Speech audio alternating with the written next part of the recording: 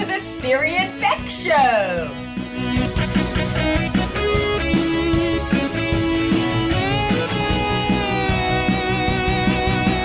We are the founders of Team Serious Tri Club and our non-profit, our Believe Ranch and Rescue, where we save horses from slaughter. And we are so happy to be here today, brought to you by Wisp Sports. We're going to talk about a subject that I think can resonate with everybody. And as you know, victory is not always beautiful. Victory can mean many different things to many different people. And my wife, SIRI, here is going to touch on that and tell us a little bit of a story about something that describes that kind of a thing. So here's the deal, guys. Some of our greatest victories present themselves through our greatest struggles. And these victories happen when we finally do something in a way that empowers us rather than disempowers us.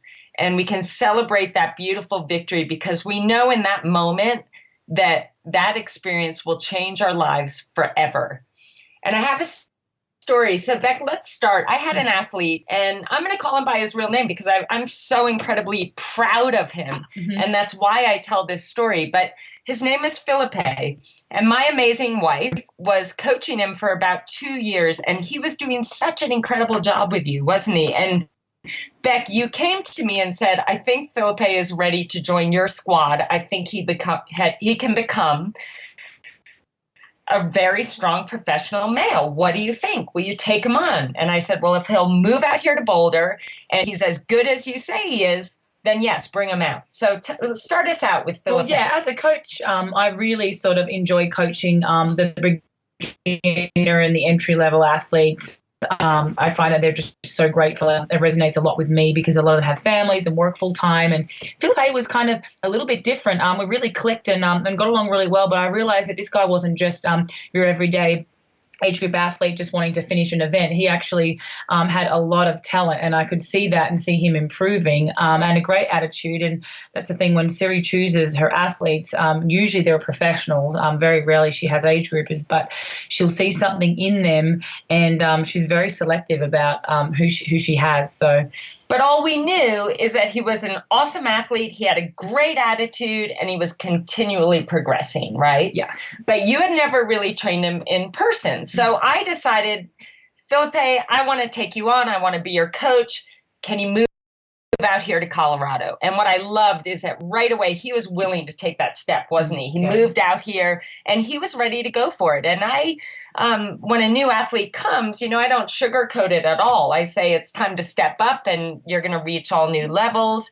And I was really looking forward to working with this great athlete that BEK had such tremendous results with. And that brings me to a point, because both SIRI and I, when we wanted to be the best in the world, you can only get so good usually under a certain coach. You're with a coach when you start as a junior and you lift to a new level. You're better than sort of once you start becoming a little bit better than everybody around you, you're only getting pushed to a certain amount. So the reason why so many athletes that do so well under the top coaches, they're being stretched and pushed by other athletes around them, and they're training with the best in the world. And I did that in Brett Sutton, and then in coming to SIRI, being able to train with Marinda Carfrey, that was half the reason I joined the team. I wanted to be pushed by the best in the world. So for Felipe, it was a great opportunity for him to be able to step up. And he may have been the slowest in the squad. I think he probably was when he first got there, but he was being pushed by the best athletes in the world. So it was a great opportunity for him to be able to step up. Like with SIRI, did the same thing. She fully immersed, went to Brett, was training with Loretta Harrop and Olympic swimmers, and next a couple of years later, she was a world champion. Yeah, but when I first got there, I was the worst athlete in the squad and getting my butt kicked by everyone. But so Felipe comes out, and he is just a tremendous human being. Like, I just loved him from the first day I met him. And he starts showing up at practice. And as you all know, you're going to have good days and you're going to have bad days. But the thing about my athletes and BEK and you and your athletes in person that we know and we make sure of is that no matter how things are going, you do your very best with whatever you have. If you're having a great day, awesome. If you're having a horrible day, You take whatever you have and put all of it forward and keep the best relentless attitude you can have and do your very best with what you have on that day. And let's be really honest here, because the culture we've developed in our squad is we really have to tell our athletes to slow down. Well, Siri with the pros, it's in them, it's built in them, it's intrinsic. They don't not told they have to hurt. They're there and they go hard. They're going flat out. They go till they vomit. Ellie Salthouse, for example, will go to her leg literally falls off. So Troy Romero is the same. Rini, of course, that's been embedded in her for years. So Kaiser will go till she drops too. I mean, if you turn up to a swim session and expect to go half-heartedly, you're kicked out immediately, and that has happened before. And Philippe turned up. He was very talented, but I must admit, and he's going to admit this too, he won't be upset with us saying this, he was lacking a little bit of that, I know how to really hurt myself. And I think you can learn that, and I think he learned to step up from having athletes around him that were willing to do that day in and day out. Yeah, so the first thing that I discovered that at first I was thinking, okay, maybe, he'd be having a not so great day, for instance, in the pool. And I'd be like, hey, Philippe, what's up? Let's focus here. And there would always be an excuse. My shoulder hurts, or my goggles got my water, knee hurts, or he would stop in the middle of an interval and say, oh, my goggles are filling up with water. So I started kind of testing him, and I would be like, okay, your shoulder hurts. I'd quickly write down, the phone number of an orthopedic I know and say, okay, I'm going to set you up with an appointment with this guy tomorrow. Let's get it taken care of. And of course, he would never make the phone call. He'd never talk to the doctor. And so I realized that basically what was happening here self-sabotage is that when he was having a great day, he would go for it and he would excel and he would have moments of just showing this unbelievable talent and potential. But anytime he didn't feel awesome, when there was an excuse. When there was a struggle, when it got hard, he would try and get out of it no matter what. And no matter what, I made him keep going. And I will never forget that one day we were doing 24 100s. I think it was on a 140 interval. No, and it was quicker. It was like 120, but they were meant to come in under. He was meant to come in under 120, getting 20 seconds rest for every interval. Now, he was missing it every time. And so I started kind of getting more and more upset because it was his shoulder or his goggles or this or that. And finally, I decided this is a moment where we can truly change things. So the rest of the group had finished, and I had the rest of the group come and sit around Philippe's lane. I said, look, you've got all the support in the world. I'm not expecting to see the fastest times that you've ever done before, but I'm expecting to see you finish gracefully, to see you finish relentlessly, to see you putting in the effort to make this happen and do your best regardless of how bad it feels. The first thing as athletes that we all can do, and this is very possible, you can turn around a horrible session, can't you, BEK? Oh, totally. And a horrible race. Like you can turn around anything. Times where I've Series World Championships, she's out of the water in last place, rode herself to the front of the pack and won the World Championship. And I've had races. I remember Copenhagen, the year I went, I think went 8:52 and I won. That was my biggest victory. I beat some people like Jodie Swallow. I crashed on the first corner. It was wet. I slid out, sliced my knee open. It was pouring blood. And I finished and ended up winning the race. And that could have been the end. I could have given up, but there's just not. You have three decisions. What are the decisions? Pull out. Well, no. Your three decisions are this. When you're having a bad race or you're having a bad session, you choose what to focus on. Are you going to focus on how bad you feel and how horrible things are going? Or are you going to focus on what can I do now in this moment to make this the best day possible? Think about it, guys. What's going to lead to a better race in the end? Focusing on how terrible you feel or focusing on what can I do now to make this the best race possible? So you have a choice on what to focus on. You have a choice on what meaning to give what's happening. You can choose to say, oh, I suck and I should give up the sport. This is terrible. My race is over. I should just quit. Or the meaning you can give it is, okay, I'm having a tough day, but this is a perfect opportunity for me to see what I'm made of, for me to see what I can do feeling badly, to use different strategies to try and feel better, to pull myself out of feeling this way and finish off strong. So that meaning obviously is a lot more empowering. The other choice you have is what to do, your action. Are you going to give up or are you going to keep going? Okay, so on this day, I was trying to give Philippe every opportunity to change his focus, change the meaning he was giving it, do his best, turn it around. And it was a struggle, and this was not going to be a good day. And the whole team sat there, I think, for an hour and a half watching him try to finish this. Yeah, we sat there, and his best buddy, Troy, and I were just cringing. We kind of felt sorry for the guy because I remember Brett Sutton had done this to me plenty of times, and I remember him giving us like 100 hundreds one day, and after like 50, we all wanted to get out because we'd ran about 30K that morning and we were completely exhausted. But I knew this was actually why SIRI was doing it, but it was hard there even to sit there as an athlete because it's very rare that SIRI needs to bring that one out. But I knew on this day that it would change everything for him, and it did at Kona that following year, right? Well, yeah, so at the end of that session, we sat there and I had a talk with the team, and I said, listen, you don't just finish when you're feeling good and everything is going your way. Here at Team Sirius, we finish no matter what. We finish with guts and determination and with pride. We're finishers. We're completers. And that was a message. No matter what you do your best, you get through it. And let's tell them what he did, for example. I think he got to about 70 100s, leaving on that cycle. Every time he missed one, Siri would take one off. So I think he got to about 70, and then she finally stopped. No, every time he missed one, I had one. That's what I mean. Yeah, it wasn't counted. So I think it was about 3.5 hours total swim time of swimming really high-end aerobic. Like, it was really hard. Yeah, and so the challenge on this day, I wasn't just being mean. The challenge was to finally see him grow and grow through deciding that in moments when it gets tough, I'm going to keep going. I'm not going to give in. So fast forward. He had qualified for the World Championships in Kona. And this has been his dream, lifelong. 5 or 6 years, and he finally qualified after working with me, then with Siri. And it was awesome. And he was so freaking excited to be there. Biggest day of his life.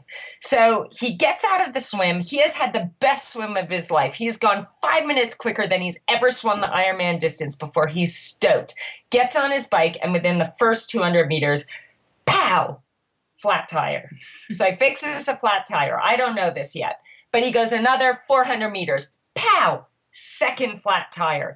He comes up the hill at about, I think, 2 miles in where I'm standing, and pow, flat tire again. And he starts screaming. He's like, F, F, F, F, this is my third flat. And by then he's already lost like 30 minutes to the front. By then his race is over anyway. Well, it's not over, but in his mind he thinks it's over. Right. So he thinks it's over, and he's yelling and he's swearing. He's saying, you don't understand, coach. It's a third flat tire. Fuck, excuse my language.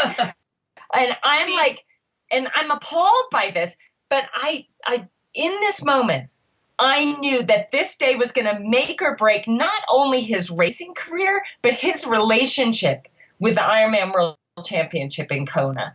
And I yelled at him and I said, Felipe, you will finish this race no matter what. There's a bike shop down the road. Walk there, get your tire fixed, get a new wheel, whatever you have to do. And no matter what, you get back on that bike and you go as hard as you can and you do everything right. You fuel, you hydrate, you give it everything you have, and you make this the best possible race that you're capable of having now. And he looks at me and he's crying and he's screaming. He's like, you don't get it.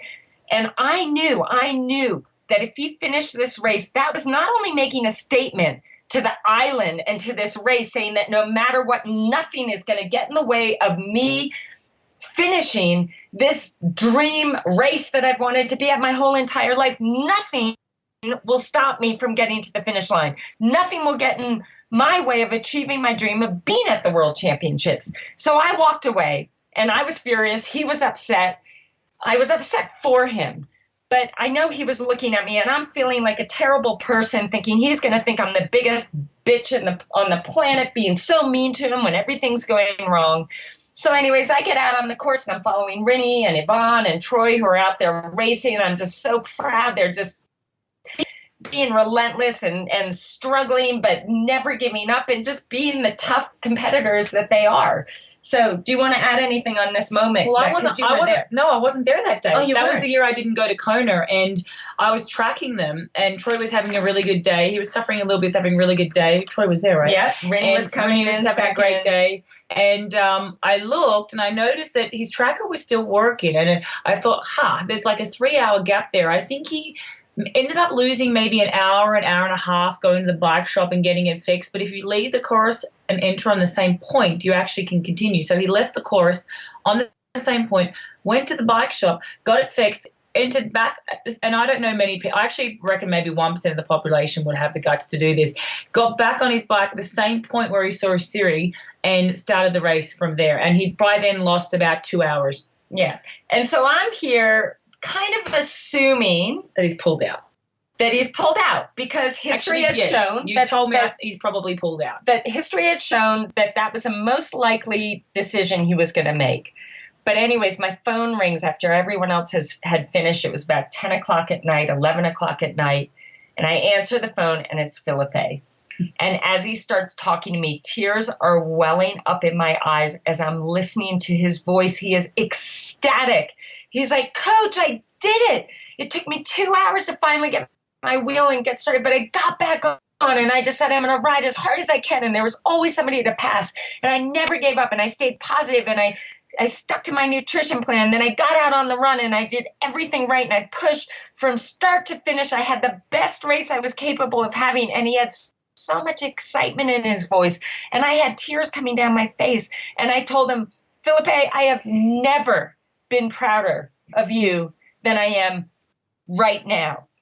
He not only finished, but not begrudgingly, not pissed off the whole way, but he finished gracefully. He'd finished despite all the obstacles he had to overcome.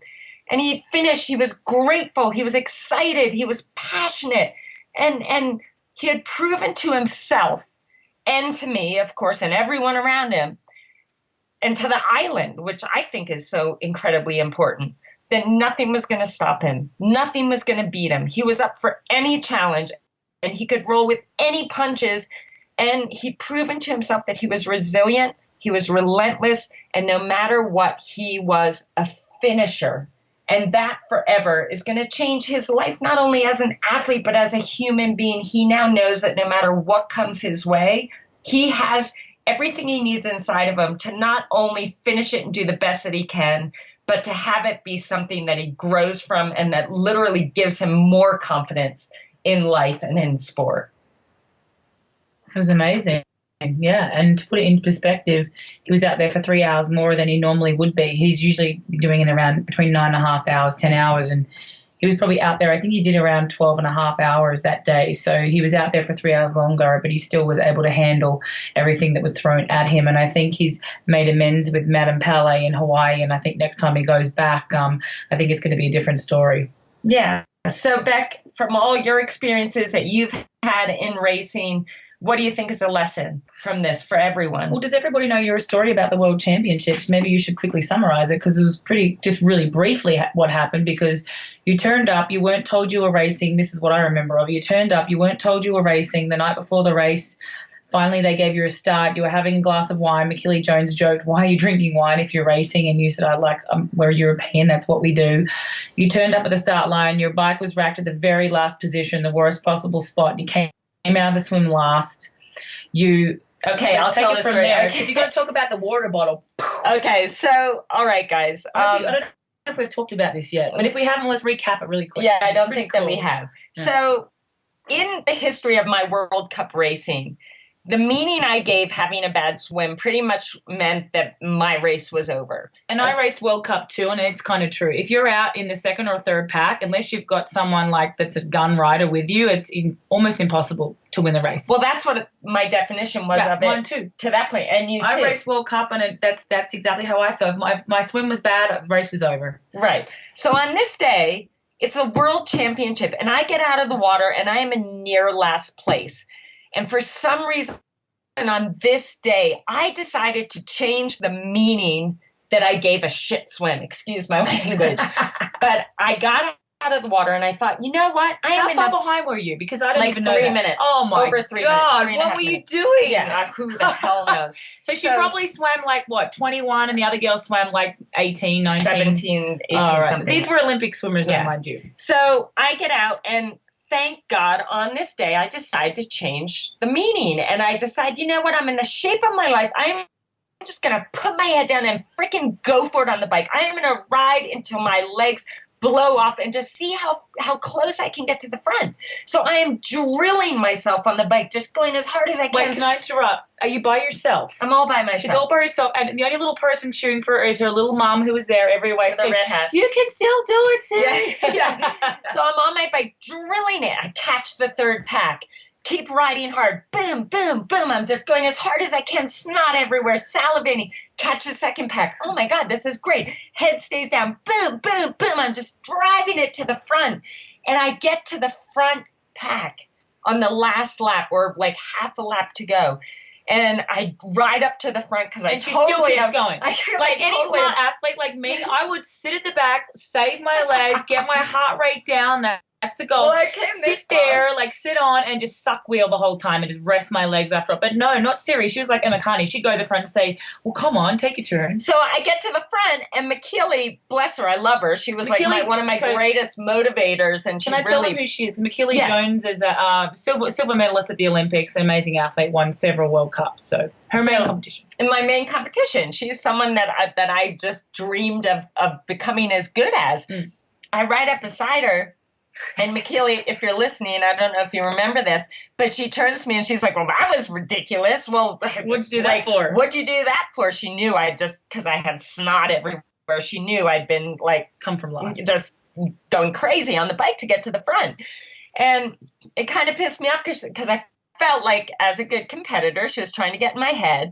And so we're just about to get into transition. I turn to McKeely and I say, ready to run? And she looks at me. I'm like, oh my God, where did that come from? Because I wasn't like this cocky athlete at all. I was not confident. And I'm like, shit, now I'm accountable. So we get off our bikes and I take off on the run, and I'm taking off like a bat out of hell. And there are like 30 people behind me. I get out of transition first. McKeely's on my shoulder. I hear her breathing. I grab a water and I drink the water. And I am someone like, I cry if I see someone littering because I just hate like people throwing trash out the window. And so I'm looking for a trash can. There's a trash can like maybe 50 meters on the side of the road. And I'm like, shit, well, I'll at least try to throw it in the trash can. Now, keep in mind, I'm running as fast as I can. And I fling the bottle, and oh my God, it drops into the can. And so I'm like, hello. And I'm really like superstitious. If I did that as a kid, I'd be like, I'm going to have a great day. Totally. It's a sign. It's a sign. Siri's a little superstitious too. So she's like, I'm going to win. I'm like, oh my God, it's a sign that I'm going to have a good day. So I just take off and I'm running as hard as I can. I'm going as fast as I can. First lap, I'm still in the lead, but I hear McKeely breathing. But apparently she wasn't even still there. I call it the phantom athlete on my shoulder. You can hear them, but there's no one there. Yeah, because I was like, there's no way that I dropped or something. But you never, guys, one tip, never freaking look back. Never look at them, because it's them saying, you saw what happened in Olympics with Gwen and Nicola. Gwen had her. Like, she was looking. Yeah, so don't do totally. that. You never lose focus like that. So I'm running as hard as I can. I remember my mom on the third lap, which was the last lap. She's like, you're winning. And then like 2 seconds later, Brett Sutton, my coach, is there, and he's like, you haven't won anything yet. And he's yelling at me, and I'm like, oh my God, there must be someone running me down. So I kill myself, and I cross the line. And on that day, I not only became world champion, but I won by 2 minutes, guys. I think it was just over 2 minutes. The message here is that you may think you're having the worst day of your life. Imagine if I quit after the swim. If I decided to still live out the story that if I have a shit swim, my race is over, I would not be a world champion today, and my life would look nothing like what it looks like now. So you have got to back yourself in those moments. Back yourself, believe in yourself, go for it, and never give up. I just remembered a really good example of one of my races. It's nowhere near as good as that. Yes, the year I broke the world record with Chrissy Wellington, 8:39. I remember now that still the sixth fastest time in the history of iron distance, guys. Just so you know, rock star at the moment. But I'm sure there'll be a few that take over that spot. But anyway, so I remember my bike split was 4 hours and 48 minutes, I think. But the last 20K, I got a flat tire, and luckily it was all downhill, and there was just enough air in there. And I was terrified because I was like, oh my God, I could crash. But I just had to not think about that. If I thought about crashing, I knew I was going to crash. So I rode in on a flat tire the last 20K, still rode that 448. I remember I was with Katrina Morrison, and got off onto the run, and she pushed me that first 10K, and I went through the first 10K of my marathon in 37 minutes, and that's what got me to 2-hour 55 run split and 8 hours 39 overall. But my race could have been over then, like, Totally. but I just didn't focus on it. I was like, I know I'm having a great day. I'm not going to even think about that flat tire. I'm just going to keep praying and riding on it, and just keep don't even think about it. Just keep riding. It means nothing. It means nothing. Yeah. I don't recommend riding on a flat tire, guys, but I just had a little bit of luck. So I had a bit of a God wink, a bit of grace happening there that day. Awesome. Awesome, guys. But so perfect example. Like, that could be a moment for someone that maybe struggles finishing on a bad day. That could have been a moment, Beck, where you said, oh, shit, I got a flat tire. Must mean I'm going to have a bad day. But no, you decided not to focus on it. Focus on getting to transition as quick as you could and safely, and get out on that run and run as hard as you could. So, guys, some of the greatest victories come out of your greatest struggles. You have to believe that. And those victories also are the most fulfilling, satisfying, memorable, and life-changing. And I think, like, if anyone hasn't read the book God Winks, When God Winks, is it When God Winks? When God Winks. When God Winks. It's amazing. It's all about, I don't know if we mentioned, it's all about life happening for you and acts of grace that there's no way could be coincidences. And I think of things all the time in my life that have happened, like things much more profound than that, but you've got to look for those, because in those moments, there's always something you think. If I, like, for example, Siri with her father, her relationship, if she hadn't have been, if he hadn't have been the father he was when she was young, she would not be who she is as a woman now. So you have to actually think back and think, wow, that shaped my life. There was a reason for these things happening. And if anyone hasn't read the book When God Winks, I recommend you get it. It's a brilliant book, and start writing down your own God winks. Like, absolutely. I think that's really cool. Every night I sit down and I write some things that have happened, some gifts that we've had happen in that day, and there's always something I can think of, whether it's with our horses or with our animals or with our family. And there's some crazy, most amazing, incredible things you can think of and stories you can write down when you actually really sit down and realize that some of these things that have happened that have been what once thought was a tragedy actually end up being a God wink. Yeah, exactly. And it also means open your eyes, guys, and live from a place of gratitude. You have two choices. You can focus on what's missing in your life or in that moment, or you can focus on what you have or what's great in that moment. Or what can I learn from this? Yeah, and for as many things that are wrong in your world or in your life, there are just as many things that are right and that are wonderful. And if you focus on gratitude and you focus on all the wonderful things in your life, you're going to start seeing more and more and more. So thank you, Beck. Thank you. That's I hope awesome. you like that story. That's my favorite story. I know I'm biased, but her world championship story is just from someone who couldn't swim, and then that happens coming out last. I think it's a pretty good example. And let me ask you this, Beck. Have you ever had a perfect race? Never, ever. There's no such thing, guys. Hey, there's no such thing as perfection. So if you think that your best days have to be perfect and the minute you make a mistake, it's over and you need to give up, that's bullshit. The year I did get that 8 hours 39, I remember getting dunked in the swim start, losing my goggles and swimming the whole race. My eyes were hurting a little with the dirty water, but I stayed on that front pack. I was so hungry and determined. I know in a World Cup you've definitely lost your goggles and still come out with a win. So yeah, you just got to choose to not let it upset you. So 3 things to think about, guys. First of all, what is a moment in your life or a really tough experience you had, something that was really a struggle, that ended up bringing you some kind of an incredible gift? If that hadn't happened, you wouldn't have this gift in your life. That's the first thing. And it might not happen within that day or that hour or that week. It might happen years later. Oh, yeah, years later. Yeah. Years later. Second thing, think about, when you think about your life, are you more often thinking about what's missing or what you have?